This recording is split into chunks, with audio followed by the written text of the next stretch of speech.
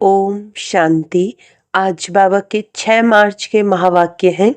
बाबा ने कहा, मीठे बच्चे, जैसे तुम आत्माओं को ये शरीर रूपी सिंहासन मिला है, ऐसे बाप भी इस दादा के सिंहासन पर विराजमान है।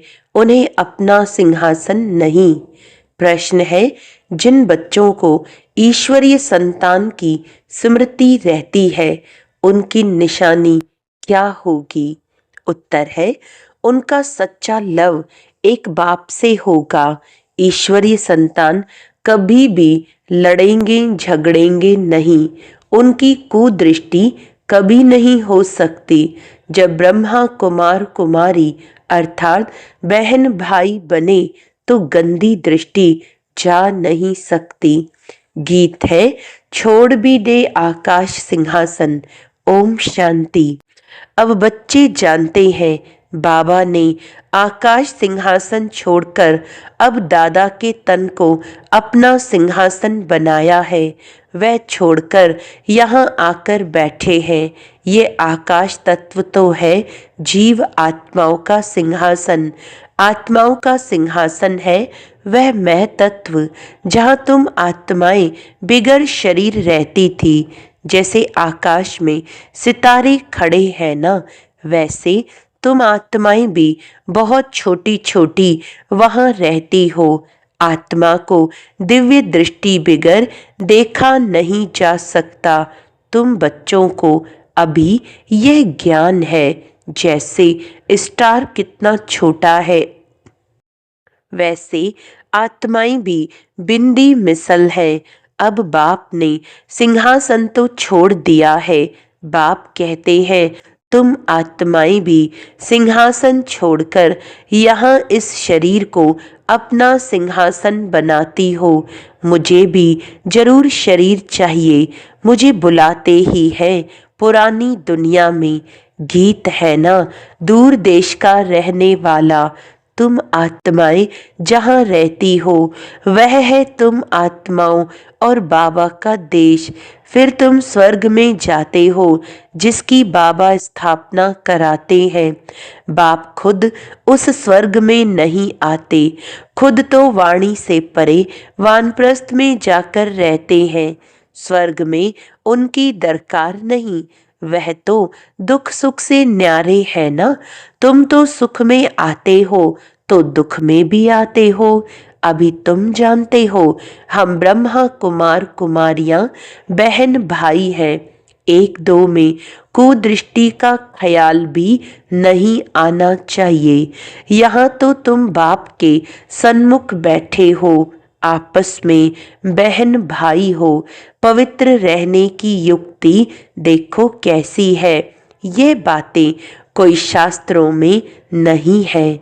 सभी का बाबा एक है तो सभी बच्चे हो गए ना।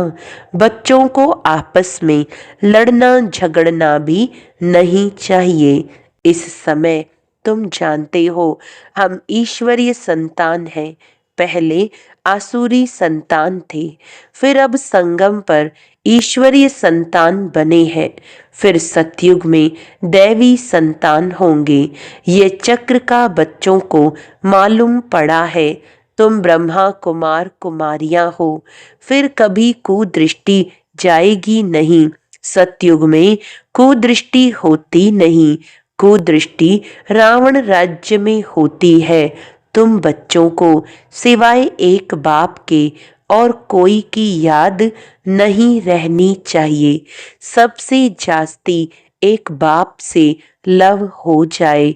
मेरा तो एक शिव बाबा, दूसरा न कोई। बाप कहते हैं, बच्चे, अभी तुमको शिवालय में चलना है। शिव बाबा स्वर्ग की स्थापना कर रहे हैं। आधा कल्प रावण राज्य चला है, जिससे दुर्गति को पाया है।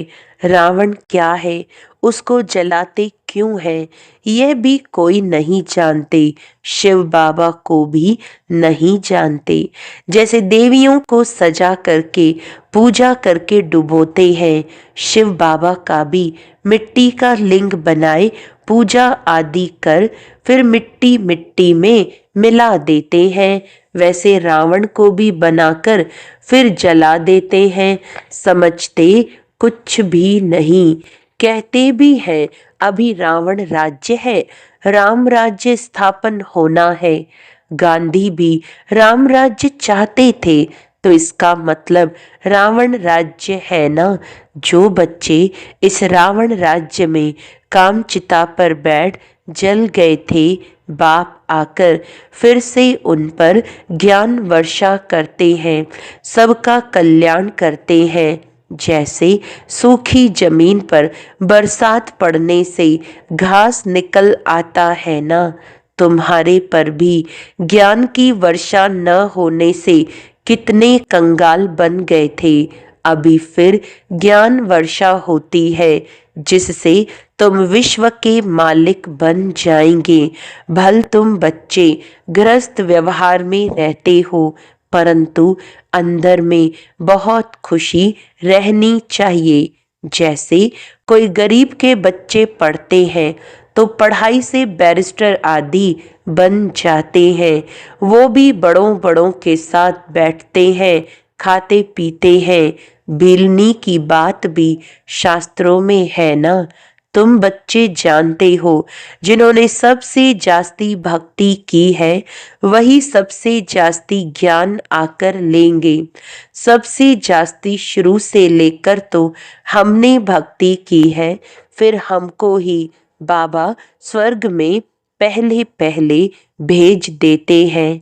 ये है ज्ञान युक्त यथार्थ बात। बरोबर हम ही सो पूज्य थे, फिर सो पुजारी बनते हैं, नीचे उतरते जाते हैं। बच्चों को सारा ज्ञान समझाया जाता है। इस समय ये सारी दुनिया नास्तिक है, बाप को नहीं जानती, नेति नेति कह देते हैं। आगे चलकर ये सन्यासी आदि सब आकर आस्तिक जरूर बनेंगे। कोई एक सन्यासी आ जाए तो भी उन पर सभी विश्वास थोड़े ही करेंगे। कहेंगे इन पर बीके ने जादू लगाया है। उनके चेले को गद्दी पर बिठाए उनको उड़ा देंगे। ऐसे बहुत सन्यासी तुम्हारे पास आए हैं, फिर गुम हो जाते हैं। ये है बड़ा वंडरफुल ड्रामा। अभी तुम बच्चे आदि से लेकर अंत तक सब जानते हो। तुम्हारे में भी नंबरवार पुरुषार्थ अनुसार धारण कर सकते हैं। बाप के पास सारा ज्ञान है, तुम्हारे पास भी होना चाहिए। दिन प्रतिदिन कितने सेंटर्स खुलते रहते हैं। बच्चों को बहुत रहमदिल बनना है।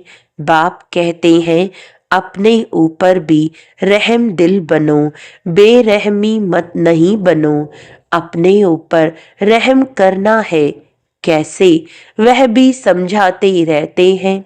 बाप को याद कर पतित से पावन बनना है, फिर कभी पतित बनने का पुरुषार्थ नहीं करना है।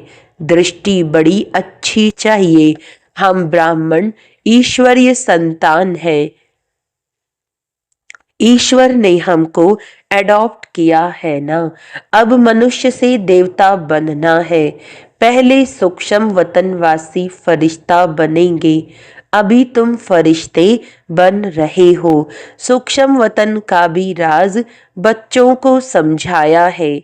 यहाँ है टॉकी, सूक्ष्म वतन में है मूवी, मूल वतन में है साइलेंस। सूक्ष्म वतन है फरिश्तों का। जैसे घोस्ट को छाया का शरीर होता है ना, आत्मा को शरीर नहीं मिलता है तो भटकती रहती है। उनको घोस्ट कहा जाता है। उनको इन आंखों से भी देख सकते हैं। ये फिर है सूक्ष्म वतनवासी फरिश्ते। ये सब बातें बहुत समझने की है। मूल वतन, सूक्ष्म वतन, स्थूल वतन, इनका तुमको ज्ञान है। चलते फिरते बुद्धि में ये सारा ज्ञान रहना चाहिए। हम असुल मूल वतन के रहवासी हैं। अभी हम वहां जाएंगे वाया सूक्ष्म वतन।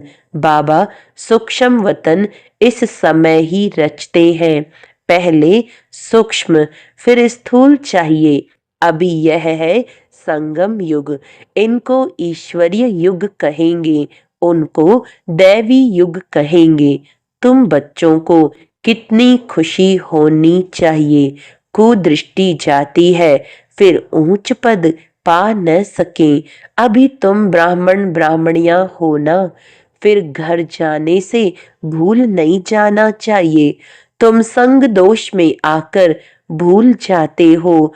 तुम हंस ईश्वरीय संतान हो। तुम्हारी किसी में भी आंतरिक रग नहीं जानी चाहिए। अगर रग जाती है तो कहेंगे मोह की बंदरी। तुम्हारा धंधा ही है सबको पावन बनाना। तुम हो विश्व को स्वर्ग बनाने वाले। कहाँ वह रावण की आसुरी संतान, कहाँ तुम ईश्वरीय संतान। तुम बच्चों को अपनी अवस्था एक रस बनाने के लिए सब कुछ देखते हुए जैसे कि देखते ही नहीं है, ये अभ्यास करना है। इसमें बुद्धि को एक रस रखना हिम्मत की बात है। परफेक्ट होने में मेहनत लगती है, संपूर्ण बनने में टाइम चाहिए। जब कर्मातीत अवस्था हो तब वह दृष्टि बैठे, तब तक कुछ न कुछ खींच होती रहेगी। इसमें बिल्कुल उपराम होना पड़ता है। लाइन क्लियर चाहिए, देखते हुए जैसे तुम देखते ही नहीं हो। ऐसा अभ्यास जिसका होगा वही ऊंच पद पाएंगे। अभी वह अवस्था थोड़े ही है। सन्यासी तो इन बातों को समझते भी नहीं है। यहाँ तो बड़ी मेहनत लगती है। तुम जानते हो, हम भी इस पुरानी दुनिया का सन्यास कर बैठे हैं।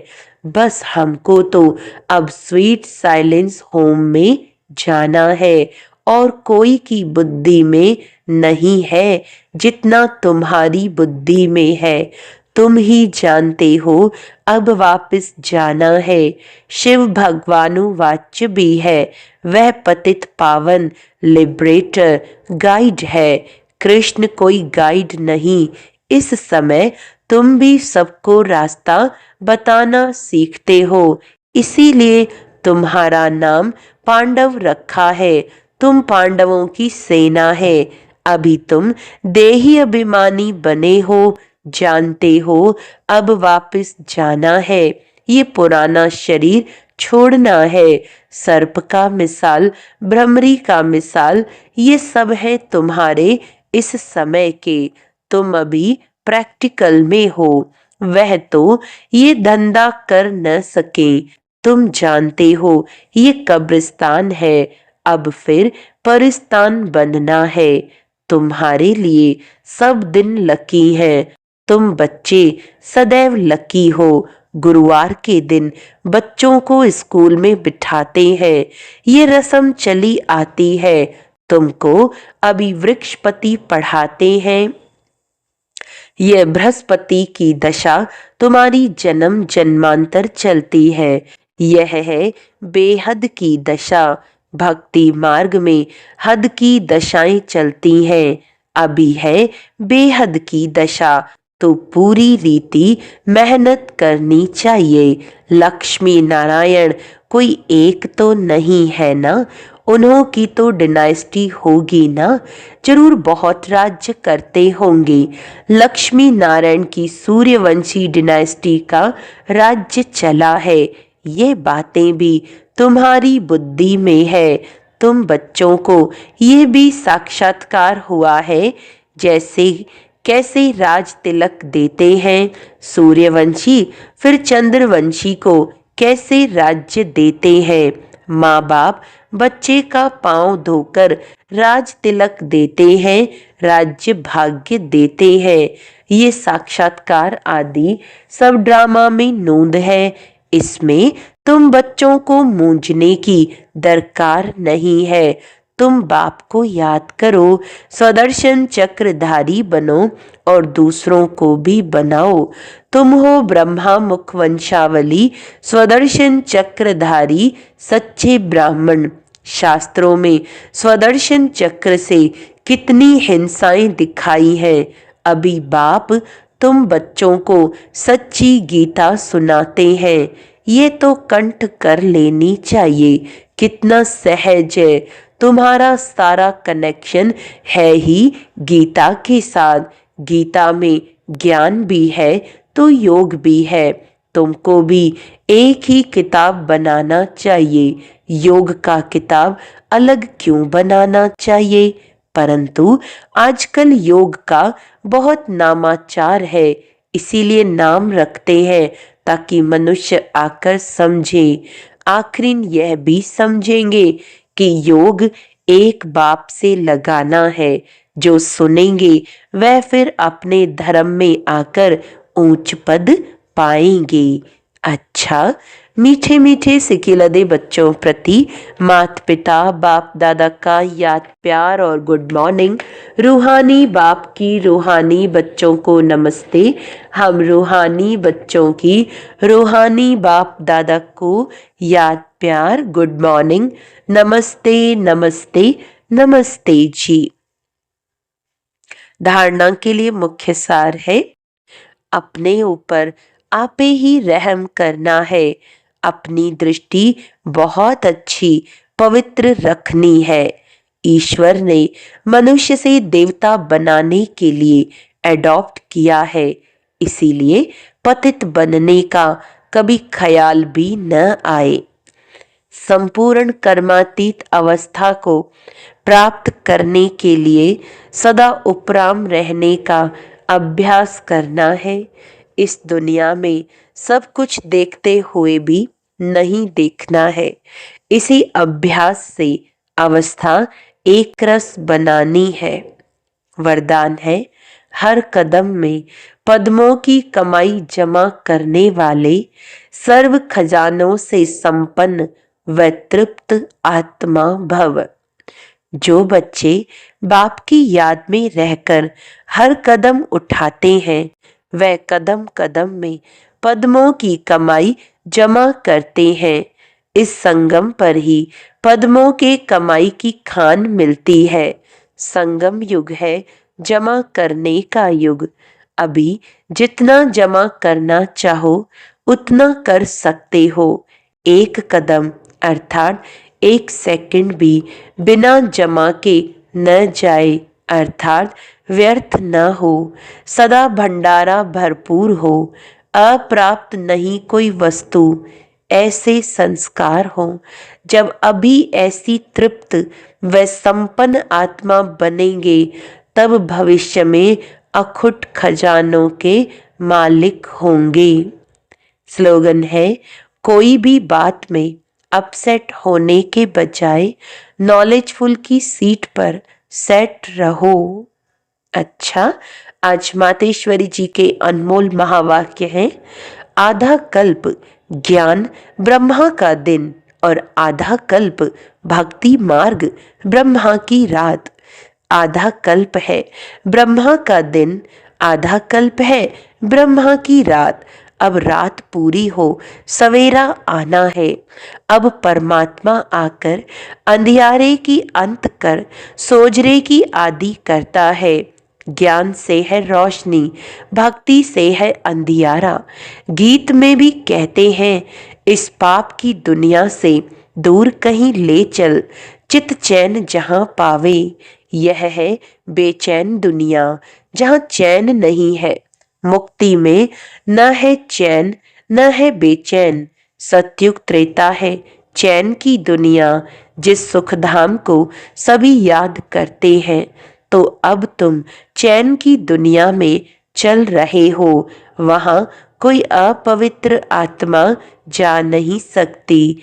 वह अंत में धर्मराज के डंडे खाए कर्म बंधन से मुक्त हो शुद्ध संस्कार ले जाते हैं, क्योंकि वहां न अशुद्ध संस्कार होते न पाप होता है।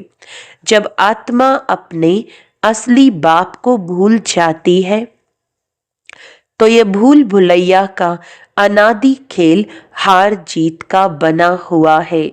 इसीलिए अपने सर्वशक्तिवान परमात्मा द्वारा शक्ति ले विकारों के ऊपर विजय पहन 21 जन्मों के लिए राज्य भाग्य ले रहे हैं। अच्छा, आज का अव्यक्त इशारा है सत्य। आपके बोल में स्नेह भी हो, मधुरता और महानता भी हो, सत्यता भी हो, लेकिन स्वरूप की नम्रता भी हो। निर्भय होकर अथॉरिटी से बोलो, लेकिन बोल मर्यादा के अंदर हो। दोनों बातों का बैलेंस हो। जहां बैलेंस होता है वहां कमाल दिखाई देती है और वह शब्द कड़े नहीं मीठे लगते हैं। तो अथॉरिटी और नम्रता दोनों के बैलेंस की कमाल दिखाओ। यही है बाप की प्रत्यक्षता का साधन। अच्छा, ओम शांति।